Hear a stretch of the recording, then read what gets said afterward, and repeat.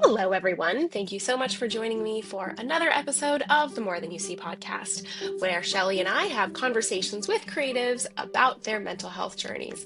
Please note, we're not licensed practitioners or therapists, but just actors and filmmakers who are deeply interested in sharing our own struggles and exploring the mental health of others. Our hope is that these episodes and conversations bring you joy, some personal understanding, and some tools so that you can build your own mental health toolbox.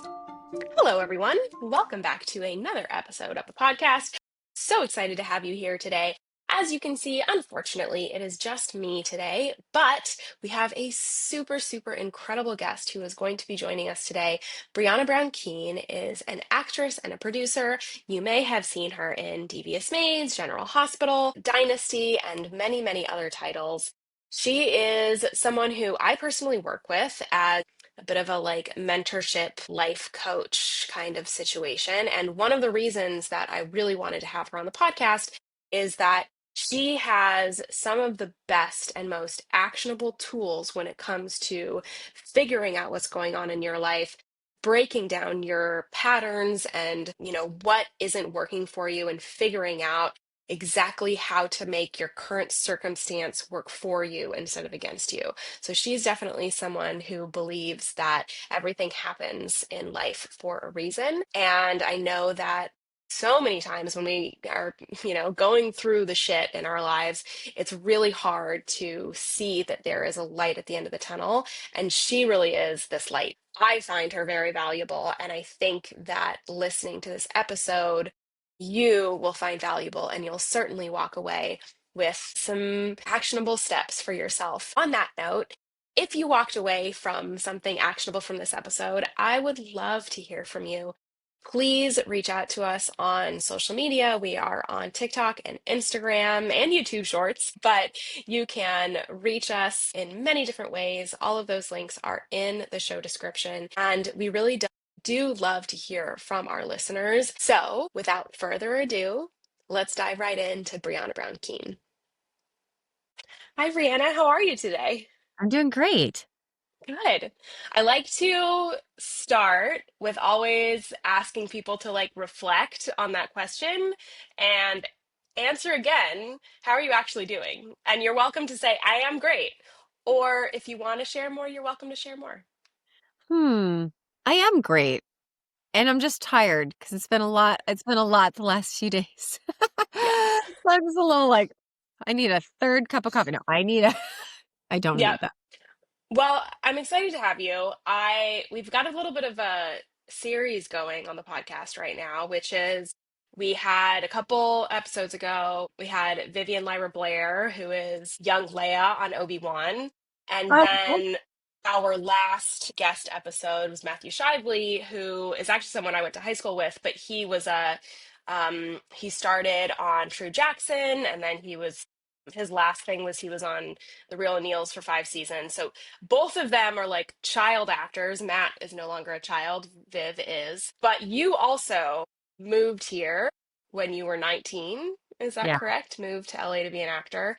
And so I would love to start with that because a recurring theme that we talked about a lot with both of those guests is the fact that being an actor in your formative years and constantly changing who you are and who you work with and putting yourself in different environments, putting on different masks in order to interpret these different characters. I would love to hear how that was for you and how that then influenced your 20s being in LA for the first 10 years.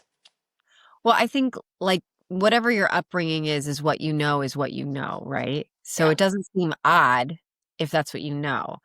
Now, that doesn't mean that it's not also difficult for because sure. this industry in general, the entertainment industry, is just a challenging industry, period, for For different sure. things. When things are great, it has its challenges. Yeah. So even when you're working a ton, even when you're, it's all of it all has its challenges. I think there's two things to that question because one, it can be the like, oh, that was really hard. And I Hmm. tend to look at the like, well, it made me very adaptable. Like I meet a lot of people who are older who are not as adaptable as I am and they're not as resilient or have as much tenacity. So I Hmm. think those are like the bonuses, but For sure. to look at what it was like back then, I mean, I think, we're in an interesting time where identity is super in vogue to talk about and stamp and say, this is who I am. And it's like, I'm so grateful that I didn't feel the need to have to label who I am at a young age Hmm. before my prefrontal, before my prefrontal cortex Prefrontal cortex. developed, Yeah. my prefrontal cortex was developed, Yeah. because I think you don't have a clue who that you are until you are, I mean, minimally 25, because that's when Yeah. this part of the brain fully develops. I'm So curious, just I want to pause really. What does identity mean to you? I'm just saying now everything's identity. I identify as this, or I identify as that, Mm, or instead of like, maybe you're experimenting, or maybe you're going through a phase, or maybe you don't know and you just tried something new because you never were exposed to that before. Do you know what I mean? Like, you interesting. can't possibly be exposed to everything at a young age, let alone in 25 years. You don't know unless you have traveled all over the world constantly, and like, so how can you possibly know and set a this is my identity? And so For I think sure. for anyone, and I think for actors, they get to explore different parts of their psychology at a younger age. Because if you're good, you are getting into script analysis, you're learning, you're seeing life from different perspectives. Whereas if you're an accountant, let's say, which is great, your focus is on numbers, and it's just a different focus. So For sure. I think when you're younger, and I know a lot of people who are older actresses as well, who, you're trying to get the job, or am I doing it right? And now it's different because you're not even meeting people. It's all virtual. But Right. which I think has its pros in that regard, but you're not seeing your competition day in, day out staring at Right. you, 30 versions of you. So I think, it was an interesting time to just try to figure out, A, who am I? Even though I came from the Midwest, I didn't hold a lot of, like, I held a lot of those values, but also I didn't hold a lot of the things of it all needs to look like this. Right? Like a Right. family needs to look like this. You start a family by this age. It all kind of there's just a certain expectation of when everything happens. That felt very limited to me because I wanted to go and do more things. But I Hmm. think as an actor, jumping from character to character, audition to audition was a little crazy, but I also was auditioning 3, 5 times a day. Mm. Oh, So I was imagine that. driving around to rooms, going into a room, changing in my car, going into another room, and then being on set. And when you're young and you're new and you're green and you're not confident because you don't have your hours in, you know, people can smell it. Right. And so you might not be getting the same sort of warmth and respect as someone who has put in their hours, who is confident, who can crush it, and get a line and, and tweak it in 180, whereas someone else might be flabbergasted by it and not know how to handle it simply due to inexperience. So I think that answers your question. I, Yeah. I don't No, view for it as a sure. negative. I actually view it I feel like it was actually a real positive because Well, and again, I mean, that's one of the reasons I wanted to have you on the podcast is that like you I work with you in a coach mentorship group yeah, capacity. And one of the reasons that I wanted to work with you is that you are such a glass half full, everything happens for you instead of to you kind of person. And I yeah, think that there's a lot of people out there in that camp, but a lot of times it doesn't feel genuine and it doesn't feel actionable. And I yeah, think that you very much do. So I, first of all, want to commend you for the work that you do. But also, I'm curious if you've always had that mentality, where that came from, if you didn't, because I think that like we all have times in our lives where we like look back and are like, oh yeah, all of that lined up the way that it should have, and for reasons unknown, but it all worked. But it's very difficult to have that same level of clarity and belief in oneself looking forward. yeah. And that seems to be something that you teach. And so I'd love to just hear the origin of that. Yeah, I think, thank you. I appreciate that. Yeah, of course. I think the ace in my back pocket is I have faith. Mm. think when you're someone without faith, and faith doesn't mean I'm religious, and Yeah. someone can be religious and have faith. And I know people who are religious who really don't have faith. They're Hmm. constantly worried. So I think faith in and of itself is believing that there is something more than you, something divine that's helping guide you. Mm. Things are working and that you can be led by that. And I've really practiced and honed in on listening to that intuitive voice, to listening to those nudges, to like being guided where things flow, where I have a lot of synchronicity happen to me because of that. And I've had a lot of spiritual moments. So I think it's easy for me to believe all of that when I've had proof repeated to me. Mm. And I've had proof repeated when I didn't, and then things went sour. So Mm.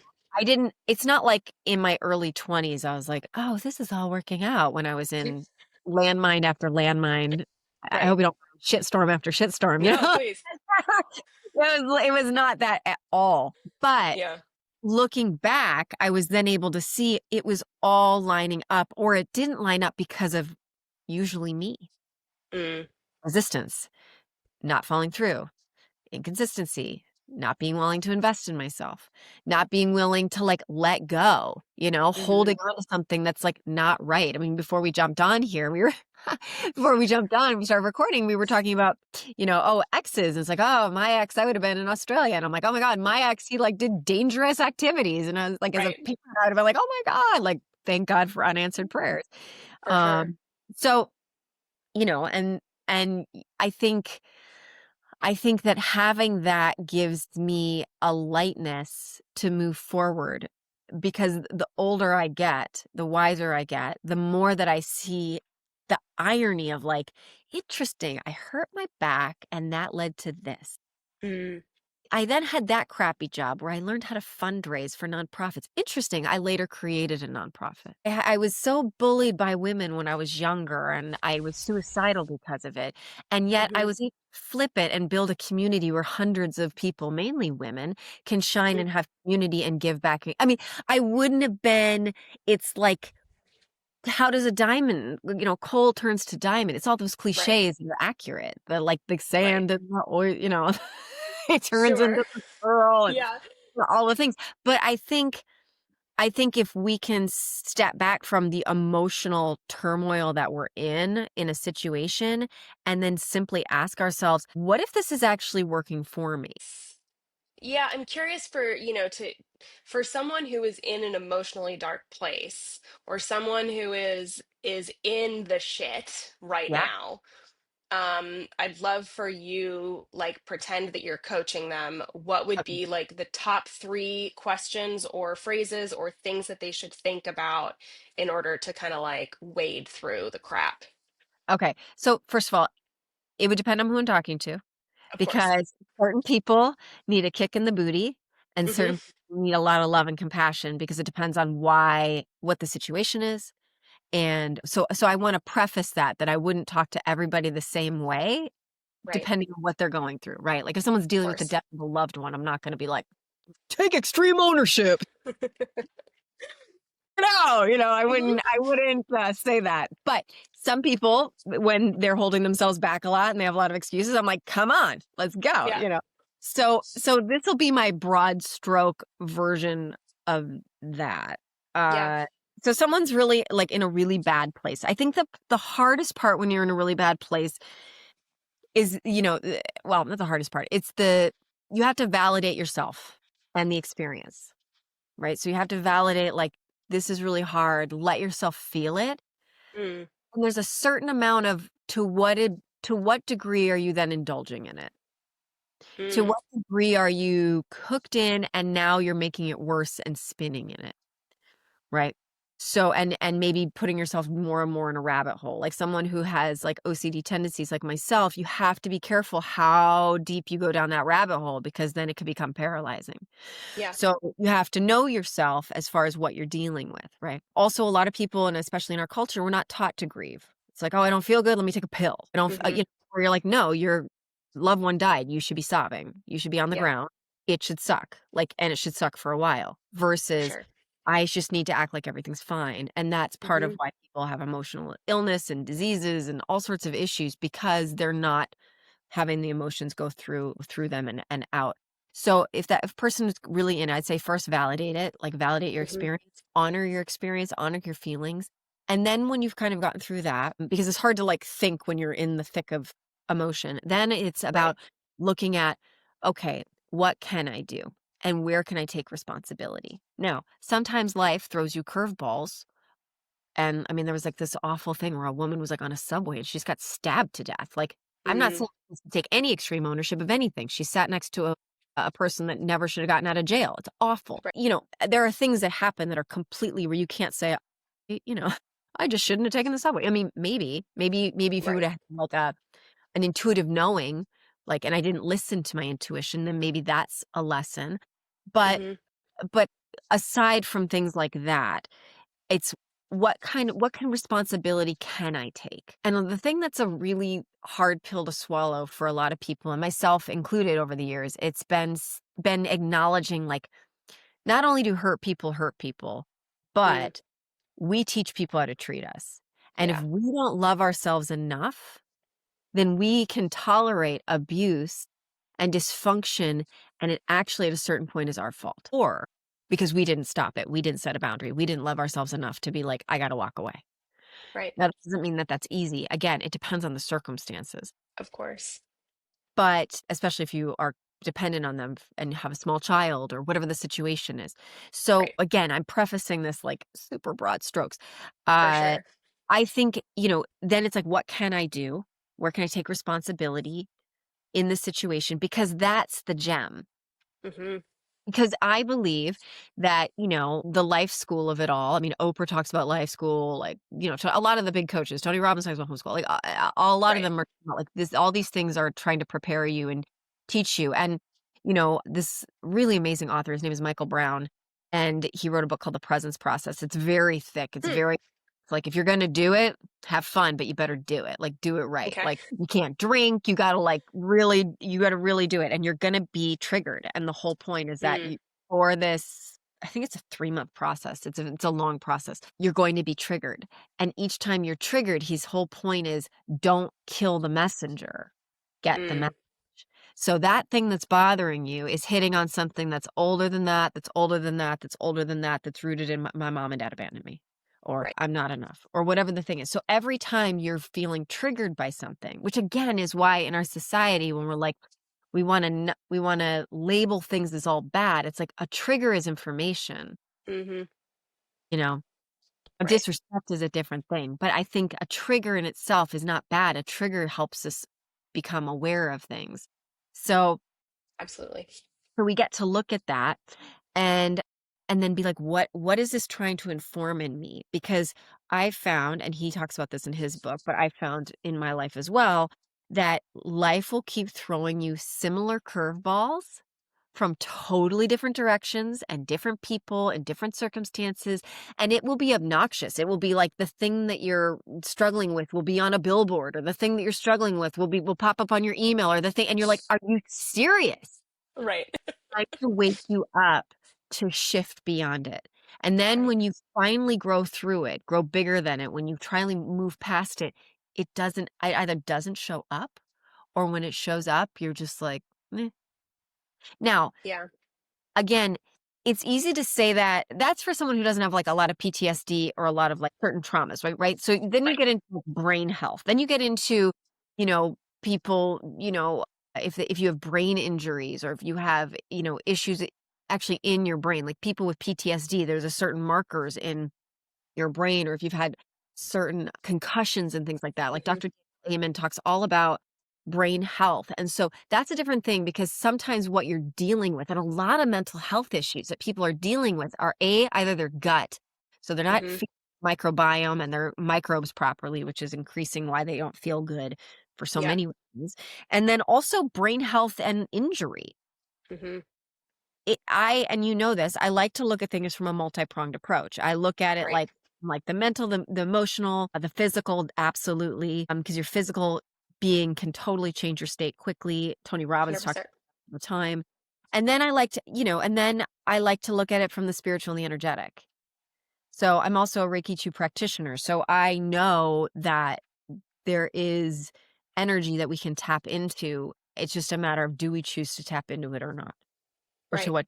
And we have a lot of distractions in Los Angeles, and we specifically have just in our phone. We have a lot Hmm. of distractions.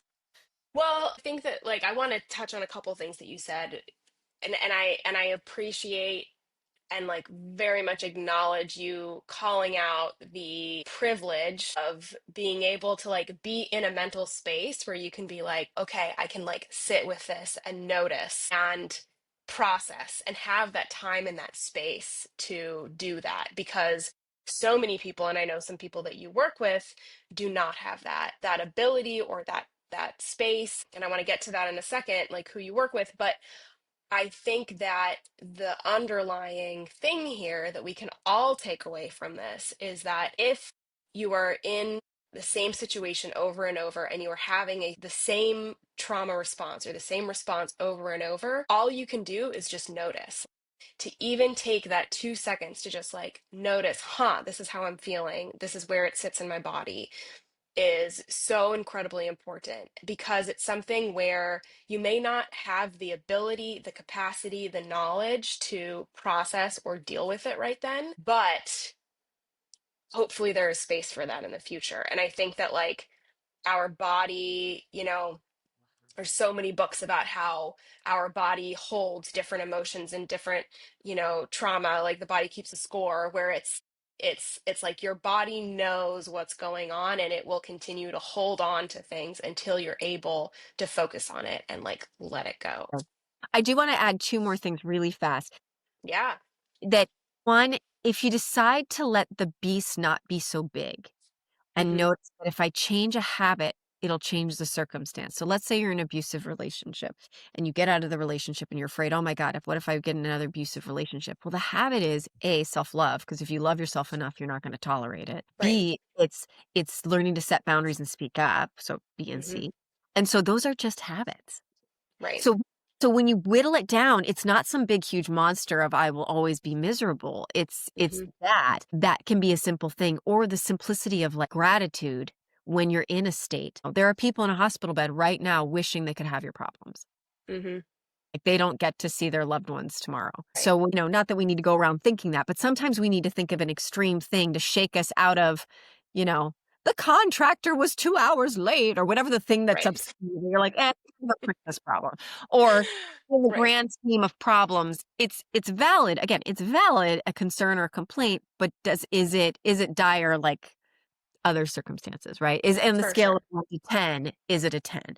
And then the other thing that's worth really thinking about, and I really think this is a key that I'm really focusing a lot with a lot of my different clients, especially when I see certain patterning, Mm-hmm. is genetics, and looking at it from the fact that trauma is passed down generation to generation to generation unless it's fixed. And I don't know if you know Right. this, but it's an amazing study.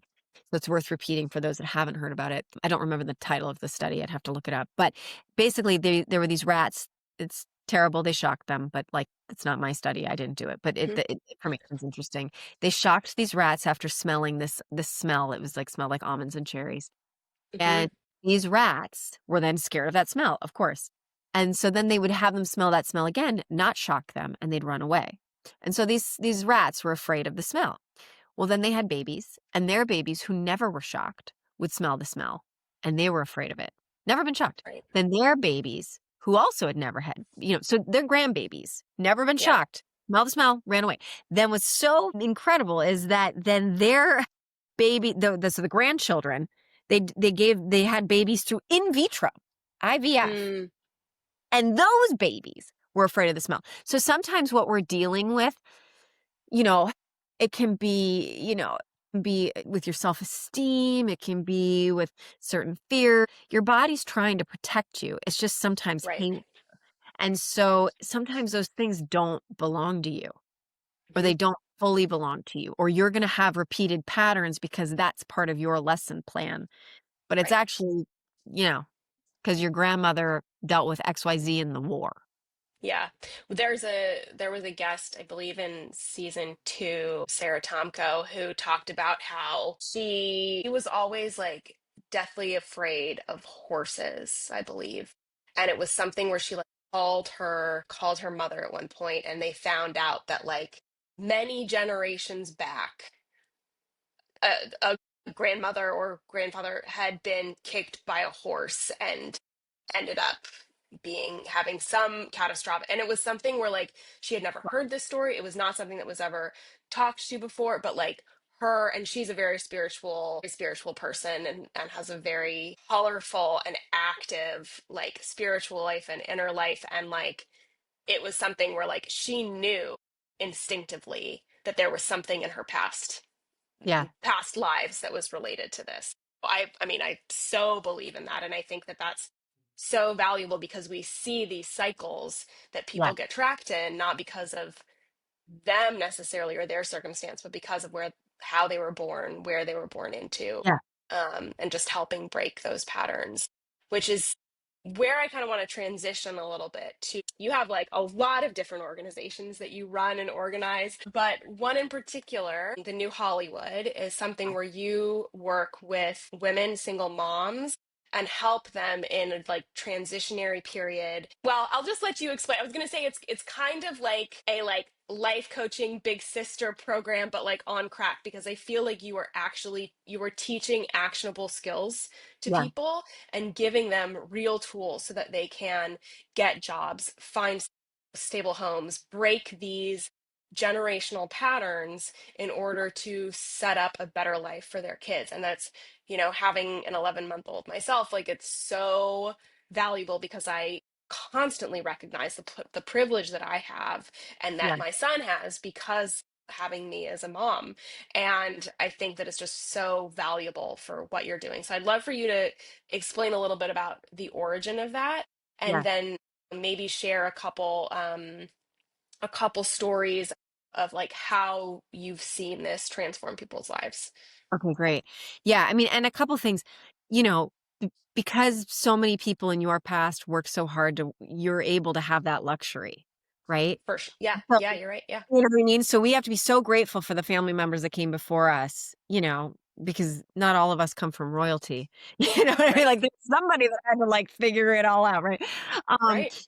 so we're so lucky that we have that. And I am a big believer in, my nonprofit's called The New Hollywood. It's a Mm-hmm. 501(c)(3) nonprofit. It has been around for 20 years as of January. Mm-hmm. Is very exciting. And, we've done everything to support, with mentorship and supporting just people to be able to be their best, to rise higher and shine brighter and give back. And this specific program that we're fundraising for, and is our main program right now, it's called the TNH Accountability Program. And we're the alumni program for Harvest Home. And Harvest Home takes homeless moms off the streets and helps them as they segue from homeless to being housed, and dealing with being pregnant and then having their baby. We are officially their alumni program. So when these women are then housed and have a job, we come in because before that, they're still in such survival mode. They're not ready to like dive into the vastness of what this is. For Um, sure. we, we have a selective group of ladies that we work with, and because they have to be ready for it. They have to be like, I'm willing to do the work. And that's what's really great is like, these women, they want to do the reading. They want to do that. They're like, we want to. Well, please show us the ropes. Like they want to get off government assistance. They want to like Right. really thrive and have their children thrive. And so it is big sister on crack. Like it is very Mm-hmm. physical and strategic. And they have most of them go to therapy or have therapy through the different social services, but this isn't that. And as someone I've tried a million therapies over the years, and I could tell you which ones are great, which ones are not, why, blah blah blah blah blah. I've dealt with, over the years I've had the luxury of working with lots of different types of modalities. Um, this is not, let's just hear your story and we're going to, indulge in it for 6 months to 2 years. It's okay. This Right. is what you're going to deal with. This is how you get from here to here. Here's how you fast track. Here's how you do this. And I think there's really a big urgency in for these ladies specifically, because one, there's going to be a huge change in jobs due to AI. Um, Mm-hmm. It's one of the things we talked about last night when we had our monthly call with them. I was like, Hmm. there's some people stating there'll probably be a 25% job loss in the next 5 to 7 years due to AI. Yep. So most of them have not a lot of education, or the education that they're getting, I'm like, that is not a relevant career anymore. And I've literally said that. I'm Hmm. like, I would not pursue that degree. That degree, Yep. there's not any work. Or the people I know who have that degree cannot get work. Like, Right. not that you can't For be an sure. outlier, but like you have to be strategic. You're a mom, and you're the only you're the breadwinner. So we'll get really strategic about that, as well as, a lot of government funding is shifting rapidly. And I've said I would assume, if I were you, that most government assistance will be gone in the next 3.5 years. So, or it will Hmm. drastically shift. So like, we're like, okay, how do we help you figure out just survival, so you can, but then how do you get ahead? And so Right. it's everything from, here's how you deal with your debt. All right, you have debt. This is what you do, XYZ, to be able to manage your debt. Here's how you can budget. I mean, we even have it where I have an alliance with Natalie Pace, where they learn how to invest, how to set up their kids' Hmm. college fund, how they can learn how to deal with that so that they can gain financial literacy. So we have that For arm of sure. it. A lot of them struggle with severe health issues from being in a food desert, from never learning how to cook, from eating processed foods all the time. And so I see that and I'm like, well, you can't go and be awesome and be the breadwinner. If you get sick, you can't pay rent. You Right. don't have a surplus. You can't afford to be sick. So you have to focus on self-care more. You have to focus on meal prep more. You have to learn nutrition. So we Right. set up a thing this last year with a Free Dominguez, who's a former celebrity chef, and she's a big functional nutritionist. And she taught them how to cook healthy, really delicious food, same price point as fast food, using an Instapot, and Hmm. helped how to meal prep. And we made that evergreen into a course for future people that are in our program. Like, when I see what they need, I'm like, oh, okay, Yeah. you need to understand this, and then you can elevate. Or, to kind of go into the stories. I mean, I've had women where, you are who you surround yourself with. So some of these ladies have just been surrounded by chaos and people going in and out of jail and people dying, and just a lot of them come from the orphanage, the orphanages or foster care systems, or been human trafficking victims. Like, so Hmm. we're getting a whole different demographic that are dealing with a lot of chaos and a lot of dysfunction in their past and also around them. And Right. so I've had women where, I would say, the father of her child, who did not want to pay child support, was harassing her so severely that she was suicidal. Hmm. Um, and I was like, you cannot do that. Like, you can't go, Hmm. like, your baby needs you, like, cause he didn't want to pay child support. So he and his other girlfriend decided to, like, harass. It was just so horrible. And Right. fortunately, she picked up, but she started drinking again, and she's formerly an Hmm. addict, drinking. So, I mean, I remember being on the phone with her, or it was FaceTime, and I said, I need to watch you dump all your alcohol out. And so Hmm. she did, and then she started to go back to, what she needed to do. And we got her in conversation with a lawyer and with police, so she could understand her rights. Hmm. um, was the best way forward with this man who has no integrity. Right. So like, we helped her problem solve instead of being stuck in the chaos of the problem, Yeah. and move and all the things that she needed to do. There was another woman who, when I got jumped on a private with her, really beautiful, lovely woman, and it wasn't until midway through that she admitted she was in a severely abusive relationship with a man who had hospitalized her multiple times with abuse. And then it became, all right, you can't write any of this down, but this is what you're going to do when he's out of Hmm. town now. Hmm. Like, and now what's so cool is braiding hair, and she has her own business, and we're helping her with the marketing of her business so that it looks professional. And I'm like, here's how you build a flyer, girl. All right, this is Right. how you send it out. This is how you market it. This is how Yeah. you have to do X amount of social and da da da. And we have coaches that, everything from, we have people that have domestic violence in a background. We have people who have come from being a single mom Hmm. and figuring it out and really thriving. I have a corporate business coach who also has done, helps with like LinkedIn, resume, cover letters, just the etiquette. Like, if you don't come from a family that is supportive of you, or you have no family, you're not learned, like, hey, a thank you letter goes a long way to getting a job or keeping a Right. job. What For are those sure. little things? Um, and even dealing with small things like hey, you're going to feel really responsive and triggered when you feel disrespected at work, but you can't just react because you'll get fired, Right. so we need to deal with that. But the root of that is because you were abused so much in your marriage. Right. You know what I mean? And then they're like, that's why I do that. I'm like, yeah. That's the why. So we just get to change this. And so they're like, oh, Yeah. okay. So these ladies are smart. Some of them are legitimate geniuses. Yeah. Um, and it's cool because they're like teaching their kids about gratitude. And so it goes everything from like little, really tangible to like the more energetic, airy fairy of it. Like, let's do it. Like right now we're in a gratitude challenge. So they're like reading the magic with the other groups. And, Right. and a lot of them are doing it alongside their kids. And so Yeah. it's just, we try to keep it fun and not just like, oh my God, the world's falling apart. But there is an urgency now, and we have a big fundraiser that we're doing in October, the first Sunday of October, and it's at the beach, and it is a silent disco, so it'll be fun. We'll all be dancing, and then there'll be, like, some coffee so people can go take off their things and talk to each other and have coffee, and then people will be dancing. It's very family Yeah. friendly, but we're wanting to take it to the next level. We have a bunch of ladies who wanna be in the program, and we need funds to be able to expand it so that we can help more and more of this demographic. And I think, you know, in LA, we have a homeless issue or an Yeah. unhoused issue, but I don't Mm-hmm. think housing people is solving the problem. Right. I think it's part of the solution. But if Yeah. someone doesn't know how to manage their money, or they are not even willing to look at their debt because it feels so scary, or they're in Right. such a state of not feeling good because of trauma or food or whatever the things are, there's other needs to break those cycles since so many 100%. are in and out of having been homeless throughout their life. Right. Yeah. I think having housing is good, but I don't think it's the answer. I think the answer is helping these people change the patterning so that then they can move beyond that. For sure. Yeah, there's a program called CASA. I don't know if Mhm.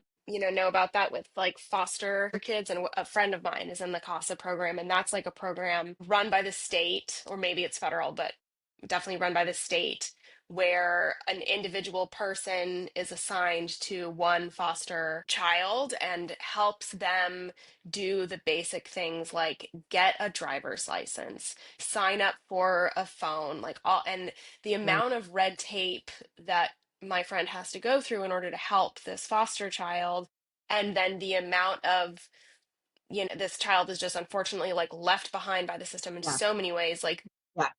and so it's really admirable to have, and necessary, so crucial to have organizations that are outside of the system that are trying to help, because unfortunately, as you mentioned, like with our current administration, and things are just going to get worse, programs are going to continue to be cut, and so it really is reliant on people outside of the system in order to like help our community, because you're right, like there's so many unhoused people in Los Angeles, and who is helping them? Like it's not, there is not programs or support really for them in the ways like what you're doing. And so I think that it's just really Yeah. admirable, and very valuable to the community with what you're doing. So Thank thank you. you. Well, and thank you. And I think also we all know how resistant we are to change.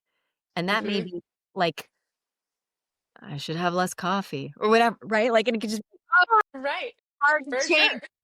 And Yeah. that's not dire, right? Right. That's not dire. But so what the need, and I think people think like, oh, well, it'll be a 6 month program. I'm like, no, this takes years of Yeah. shifting and growing and backtracking and moving forward. And then suddenly it's like, okay, I have my sea legs and I'm no longer in that same poverty mentality. I'm no longer making choices of lack. I'm able to continue. I'm not sabotaging myself because I don't believe I'm worthy Right. subconsciously, not consciously. I mean, people do that who have all sorts of great things, sabotage it. And so imagine if you have as much trauma as some of these ladies who've told me that the trauma is absurd. Where I'm like, Hmm. I can't believe that. And we originally started working with foster kids, and it wasn't the right demographic because they didn't realize there wasn't the urgency to change Hmm. for all of Hmm. them. So, because they didn't realize how screwed they were. And I Hmm. just felt it was so heartbreaking watching these kids that were like not being woken up to go to school. And they Hmm. had to wake up at 3, 4 in the morning to take multiple buses to go to school. I'm like, of course you don't want to go to school. Right. And you're 14 Right. and you have no one waking you up and you're Right. away from your parents. And, clearly that wasn't a good situation. And now you're in this Right. community and you're not getting the like mom, big sister, what you need is a hug thing. Right.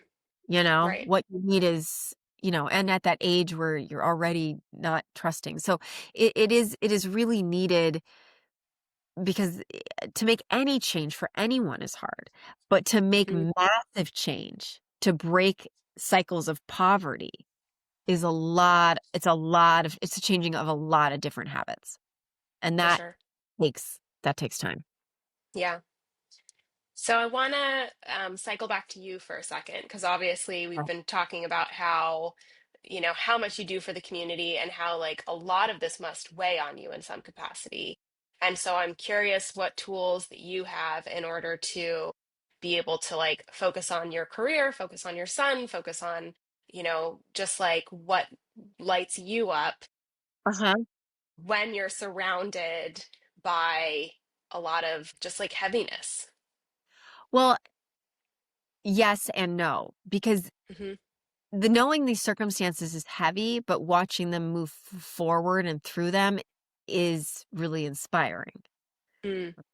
So, yeah, sometimes I've gotten stuff where I'm like, what's happening? But it's also not my journey. I'm like, it's not my Hmm. responsibility like, I can't solve it for them. They are the only ones who can solve it for themselves. Otherwise, they're just going to go back Right. and have the same situation happen again in another form. Right.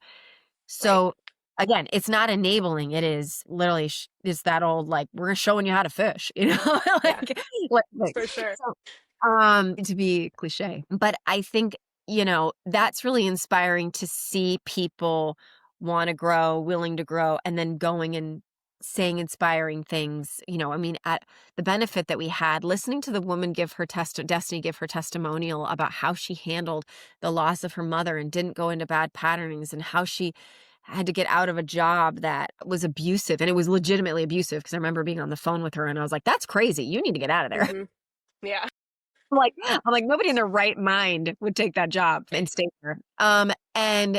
And watching her like rise through it, it's like, wow, that's cool. Like her daughter Hmm. will struggle the same way that she did. And that was really inspiring. And yeah, I have a couple different communities. I have my main mastermind group that I've run for 20 years as well. I have our Thriving community, which is for female actresses and people in the entertainment industry that I run with Elizabeth Boykovich. And so within the Manifesting Your Mission community, I don't know, I think by talking about all this stuff, I have to be positive, more positive. Mm. I don't have moments where I'm like, ugh, or exhausted but it forces me to use the tools that I already know work, For sure. and I think, I do a lot, like I said, energy work and things like that are in my back pocket. That helps. Hmm. It does help that I know how to do Reiki. It does help, Yeah.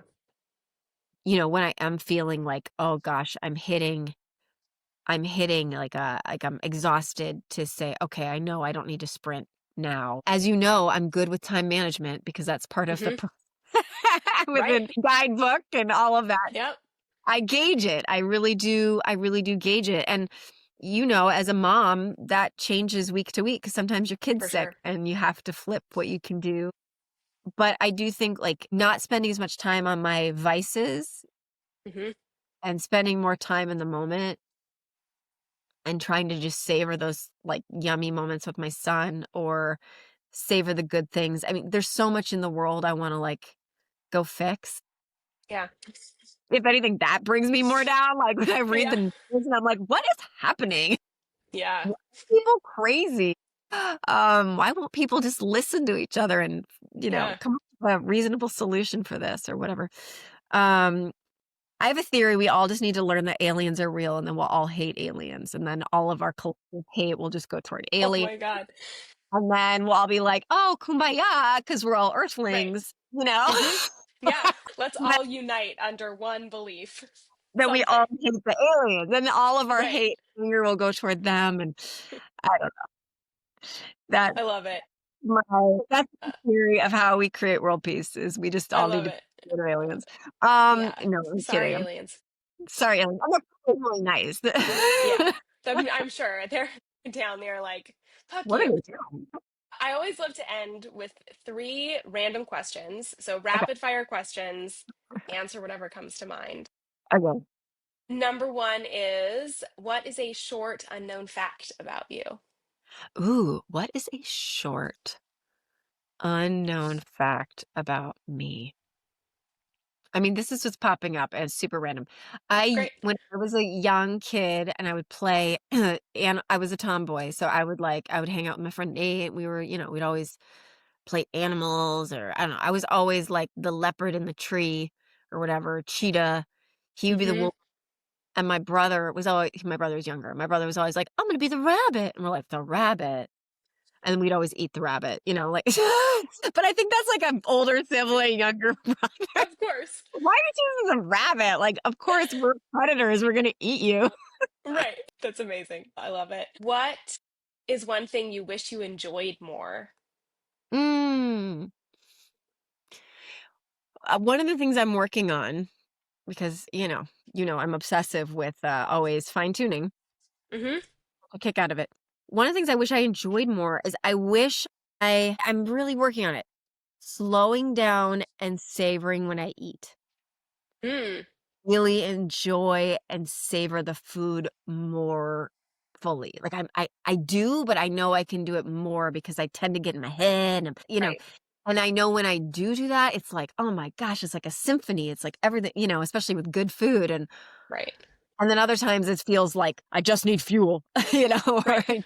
I need to move on to the next thing, and I'm like, no, no, no, no, Yep. no. I know you absorb more nutrients when you rest and digest and da da da da. Mm-hmm. Wish I wish, and I'm working on savoring and slowing down so I really can enjoy food more. That, that's a really good one. I definitely need to do that as well. And let's see. I have like a list of like 50 and I just like choose All right. randomly. What movie, book, or TV show changed your life? Ooh, you know what? Well, oh my God. I could tell you one for each. What movie really changed me was Kate Blanchett and Elizabeth. Love that movie. She was just exquisite. Hmm. I mean, not that that's not surprising because she's always exquisite, but just the character and the journey and being forced into a leadership role and then having to navigate that and then being able to rise from it. I was so moved. I don't know how historically accurate that entire movie is, but I love the journey and how she portrayed it was just gorgeous as an actress, and it Yeah. was such a good movie.